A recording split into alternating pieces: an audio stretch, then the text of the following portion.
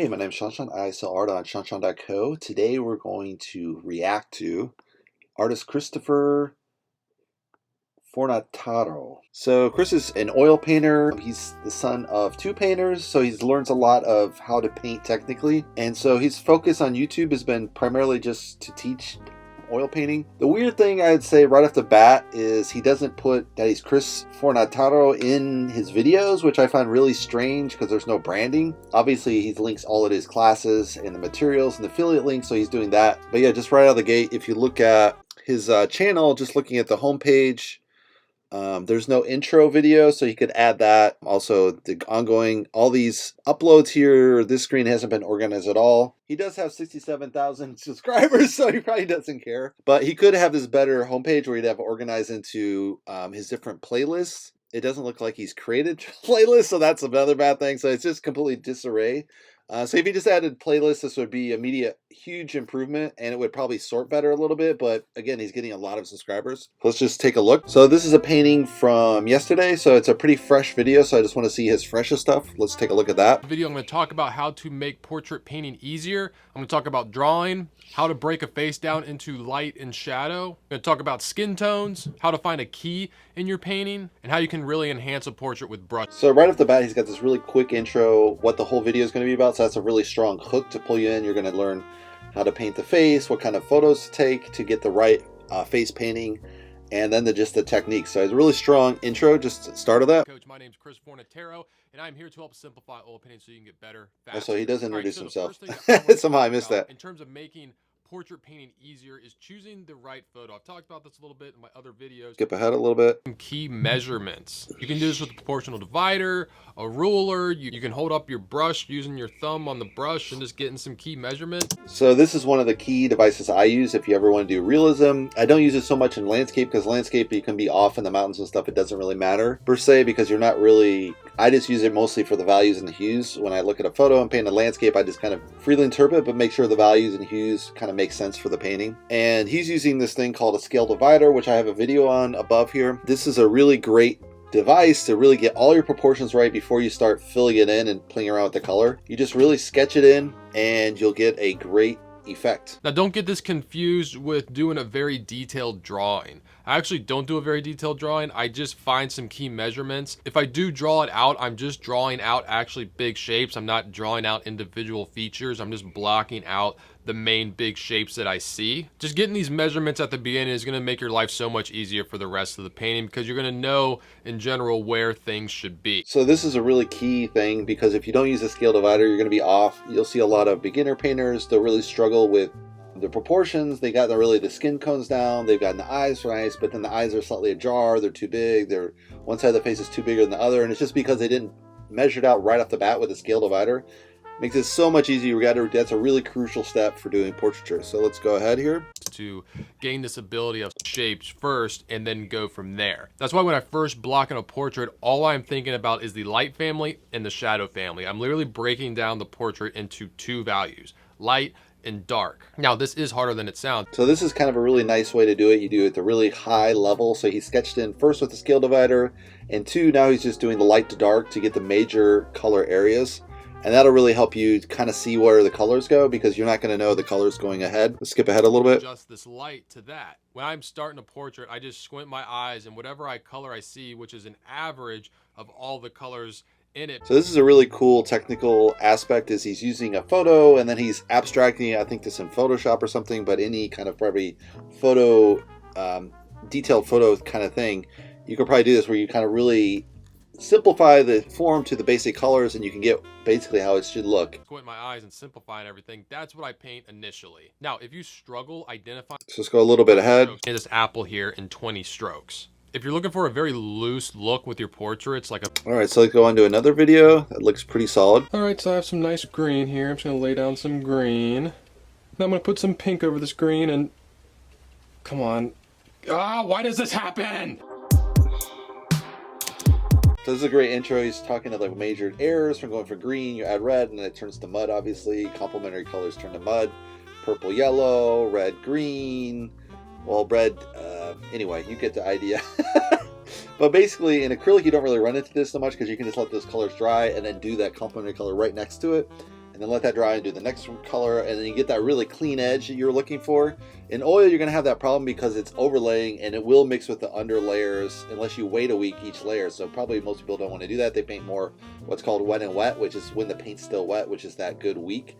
And so if you're painting pretty quick, in oil, it's just all wet and wet. So you're really kind of just throwing gobs of paint to kind of avoid that.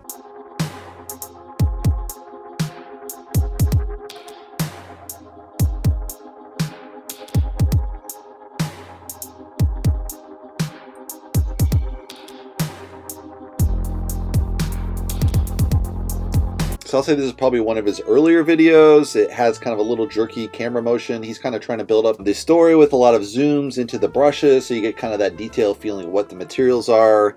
And then he's scrolling a lot of different canvases, which is kind of self-promotion, which is fine. So let's get on forward with this. Probably answer this question and they skip right over it. Is anything that's labeled fat over lean, which I've done a video on. So yeah, that's a key important, but you can notice here it's an earlier video because the sound is way echoey, and that's just because he doesn't have this nice soundboard or that soundboard there that really helps soften the sound and make it a very rich sound. So you always want to have this foam board when you're recording a video around your area, or you can use heavy curtains to kind of block the sound so it doesn't bounce off too many walls. If it doesn't bounce off too many walls, and ideally you would just have the whole thing coated and you would just have one source straight to the camera or one source straight to the Mac, and you get that really nice rich sound without any echo to it. Put a link to that right here, or working thin to thick, because that's really what it comes down to. Because see, the reason that your paint is mixing in with the other paint that is on the canvas is because the paint on the canvas is already too thick.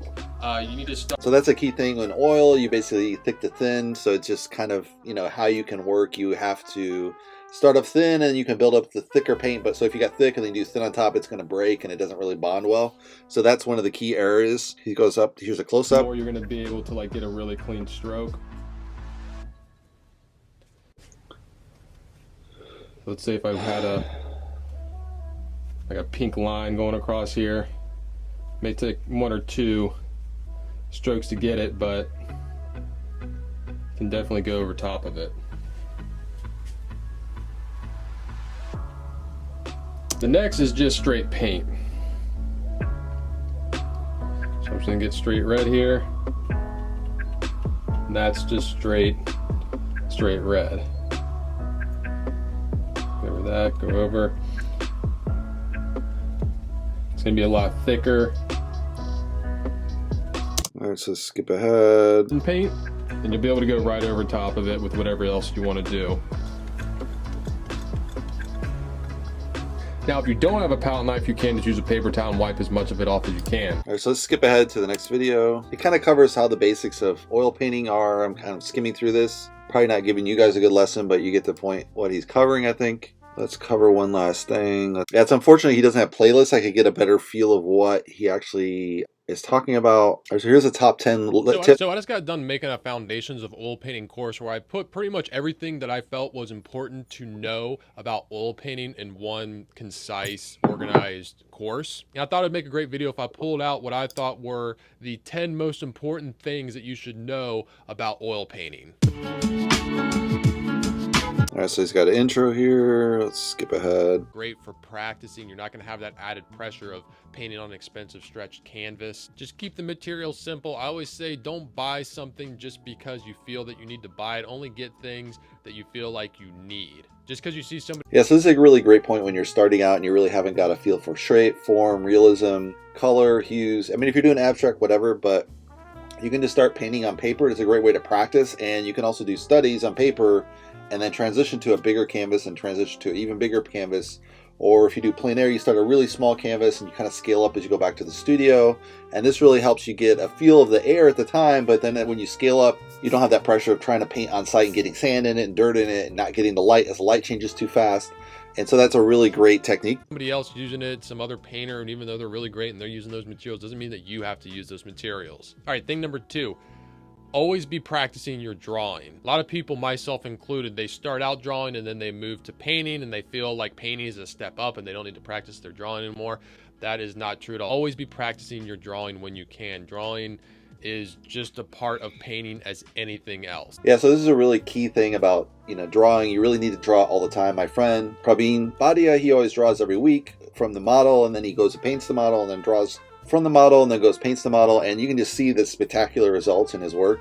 And I personally don't draw enough. I should probably draw a lot more to kind of sketch faster, but I really just want to paint, so it's kind of that quandary of how much time you want to put into practice versus your actual finished paintings. But yeah, it's a really key essential advice here. Let's go up to the next device here. Mix up a value to put in between them to make a transition. And the more values you put, the softer the transition will be. I personally just feel that you get the best results and the best look with oil paint when you get, a lot of paint onto the canvas. And even if you do want to blend the paint, Yes, that's a really key thing with oil. If you do it really thin when you start out, you probably do a lot of thin, it'll look too thin, and you'll actually see the canvas going through.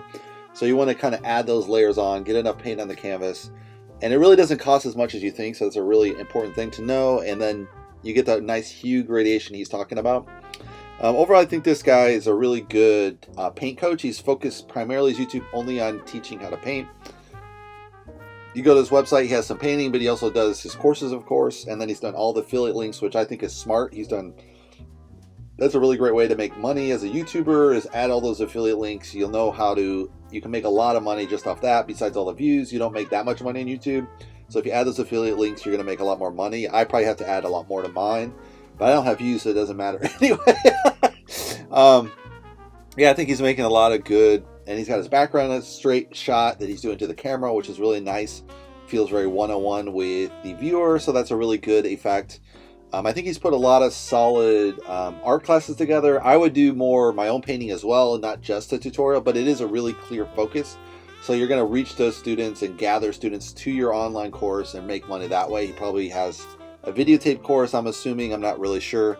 But I'm sure he's making a lot of just these really simple techniques. You don't have enough, go to the full base course. So he's really getting a really good way. And you're obviously going to pull in a lot of viewers, teaching people how to paint with a lot of artists. And then you can use that with an online course, which is a great way to make money on the side while you're selling your paintings.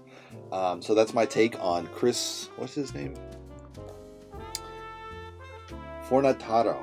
Hopefully you guys see you on the next Artist Reacts.